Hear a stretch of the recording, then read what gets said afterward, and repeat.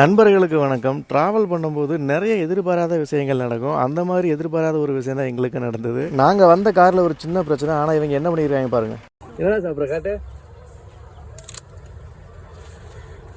காலையிலே உடம்புக்கு நல்லான கருப்பு கொண்டக்கடலை நல்ல மசாலா காய்ஞ்ச பச்சை மிளகா போட்டு காரஞ்சாரமா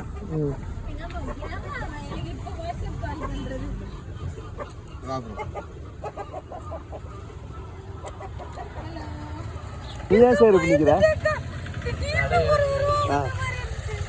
எந்த ஊர் செய்யற? திருநாளியா? சரி, என்ன என்னாச்சு?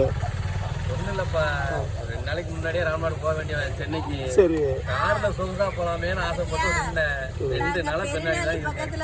2 நாளாக பின்னாடியா இருக்கா? சரி, என்னதான் தீர்வு வண்டிக்கு? வண்டிக்கு தீர்வு என்ன, போகிற வழியில எதாவது